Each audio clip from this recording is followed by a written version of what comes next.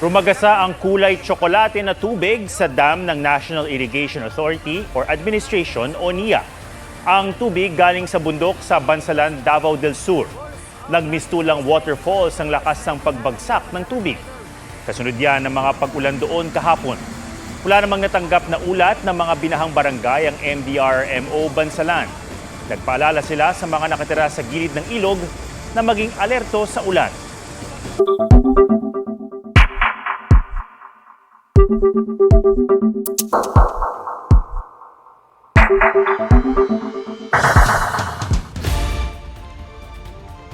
Posibleng iain sa Senado sa mga susunod na araw ang isang resolusyong nagpapabasura sa impeachment complaint laban kay Vice President Sara Duterte nang hindi dumaraan sa paglilitis.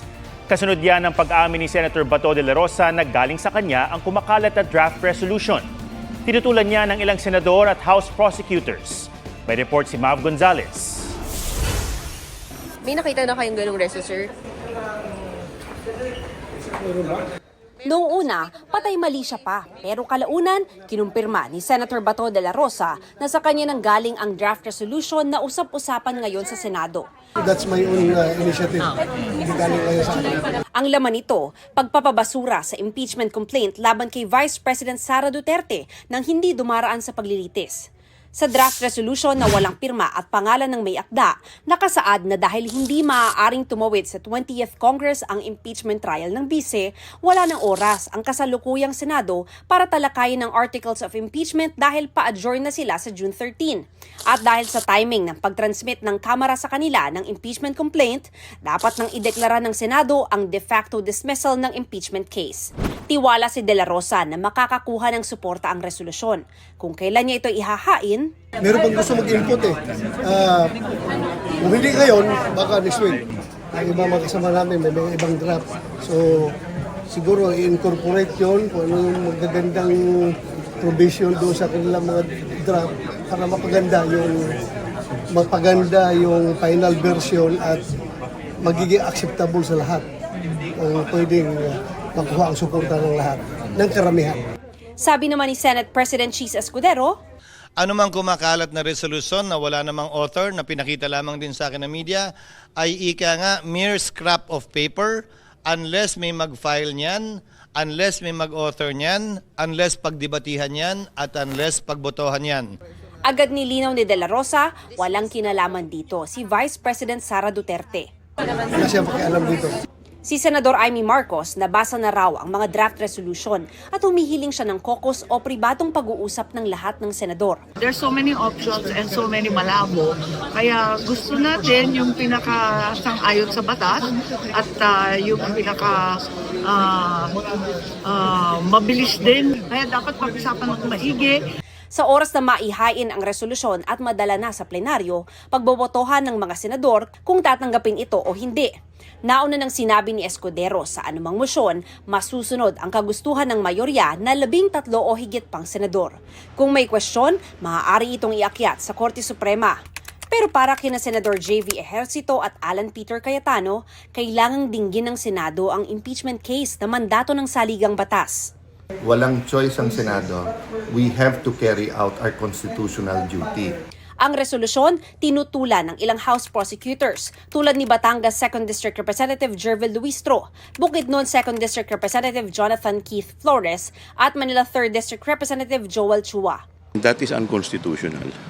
They are violating their constitutional mandate.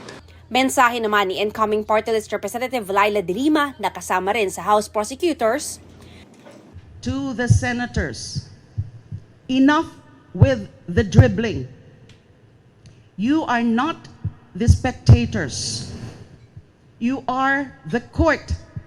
Let the trial begin and let the evidence be laid bare. Sinusubukan pa naming makuha ang panig ng kampo ng Vice Presidente tungkol sa resolusyon.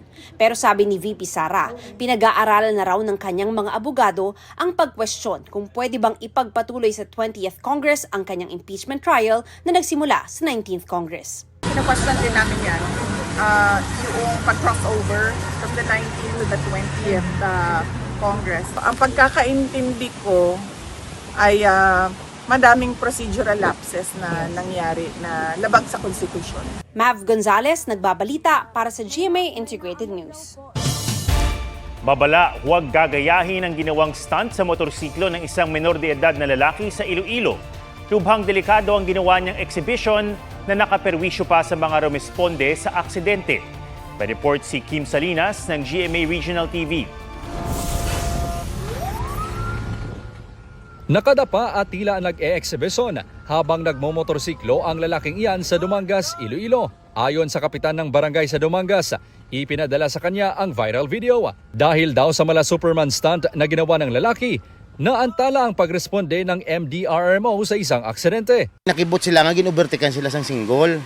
Nga muna to din ang sitwasyon nga, hindi na sila ka-get-get pa sa padalagan diretso. Bala nga madasig ila po pag-responde. Kahapon, ipinatawag ng barangay ang lalaking rider na kinilalang si alias Roy, 17 taong gulang, kasama ang kanyang ina. Kinausap siya ng mga kinauukulan. Kinumpiska ng barangay ang ginamit ng motorsiklo na pagmamay-ari ng kanyang ama. Ayon sa ina ng binatilong rider, lasing ang kanyang anak kaya hindi raw nito alam ang kanyang nagawa. Kaya tuluro man daw ako eh. Hindi ko mabato niya muna eh. Wala makakulangan ang pagdaygay namon si imo. Nga kaamo ka na, gusto man na sa magipos-ipos. Ayon sa LTO-6, malinaw na reckless driving ang ginawa ng binatilyo. Mahaharap siya sa kaukulang parusa. Ang mga gilikanan, they should always be on top of the supervision sa ilang kabataan. Otherwise, things like this will happen. Kagigo mo lang mabalaan ng imo bata, patay na. Pansamantalang nananatili sa barangay ang menor de edad na rider. Kim Salinas ng GMA Regional TV, nagbabalita para sa GMA Integrated News. Nasawi ang isang estudyanteng pasahero matapos sumalpok ang sinasakyang van sa isang puno. Dead on the spot naman ang isang mag-anak o mag-anak matapos bumangga ang kotse sa kasalubong na truck. May report si Mark Salazar. Wasak ang kotse na ito nang pumailalim sa isang truck sa Malungon, Sarangani kaninang madaling araw. Ayon sa motoristang nakasaksi sa aksidente, nag-overtake ang kotse at napunta sa outer lane. Tila nawalan umano ito ng kontrol nang bumalik sa linya hanggang sa bumangga sa kasalubong na truck.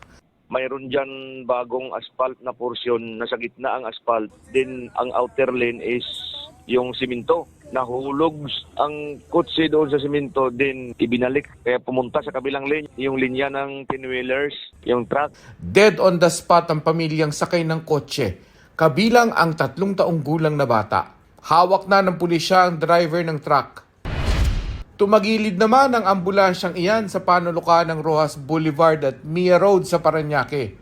Makikita pa ang driver sa loob ng sasakyan.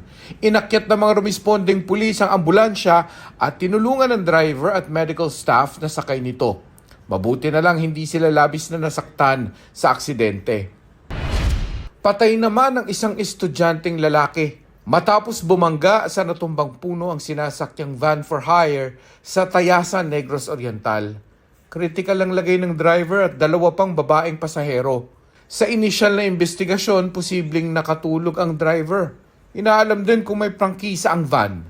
Sinusubukan pa ng GMA Integrated News na makuha ang panig ng driver. Mark Salazar, nagbabalita para sa GMA Integrated News. Pasintabi po, sensitibong video ang inyong susunod na mapapanood. Nakuryente sa ginagawang gusali ang isang lalaking construction worker sa Cebu City. Umusok ang katawan ng lalaki habang nakadapa sa bubong.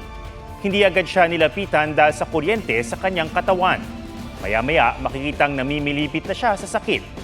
Nailigtas siya ng rumesponding barangay at tauhan ng Bureau of Fire Protection.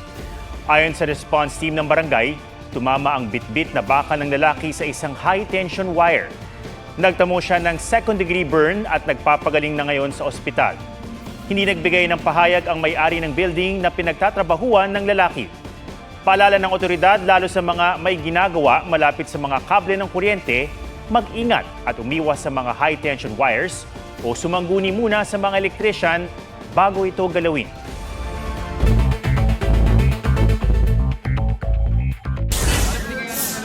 5-minute police response time na isipatupad ni bagong PNP Chief Nicolas Torre III sa Metro Manila. Ito raw ang middle ground sa nauna niyang idineklara na 3 minutong response time at sa standard na 7 minuto. May mga police community precincts at police boxes rin na ipapasara para madagdagan ang mga pulis na nagpapatrolya sa kalsada. Footbridge sa EDSA Quezon City na binansagang Mount Kamuning dahil sa tarik nito, pinagigiba ng Pangulo. Tear it down and build a better one. Naagam niyang dekada na tagagang ganito, ayusin naman natin para sa mga kababayan natin, para mas madali. Planong ipalitang mas mababang footbridge na ilalagay sa Kamuning Station ng EDSA Carousel. Lalagyan din ito ng elevator at inaasang sisimulan ngayong taon. Panukala para sa 200 pisong aumento sa sahod kada araw ng mga minimum wage earners sa pribadong sektor, lusot na sa Kamara. 172 ang pumabor, walang tumutol, habang isa ang nag-abstain. Joseph Morong nagbabalita para sa GMA Integrated News. Isang low-pressure area ang posibleng mabuo sa labas ng Philippine Area of Responsibility sa mga susunod na araw ayon sa Pag-asa. Pero kahit walang bagyo, inulan at binaha na ang ilang lugar sa Mindanao. May report si Ian Cruz.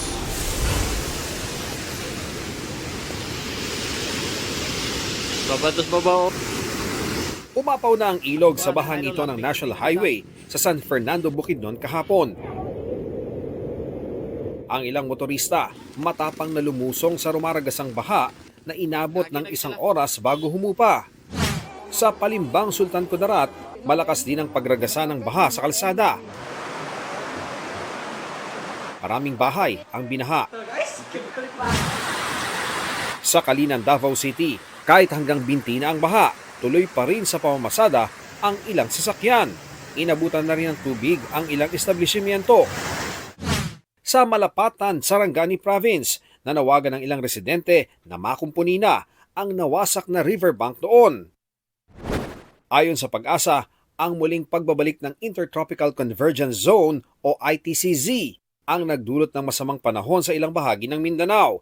Sa Luzon, hanging habagat naman ang magdadala ng maulap na panahon na may kalat-kalat na ulan. Magpapaulan din ang localized thunderstorms sa iba pang bahagi ng bansa. Sa rainfall forecast ng Metro Weather, mataas ang tsansa ng ulan bukas sa malaking bahagi ng bansa, pati na sa Metro Manila.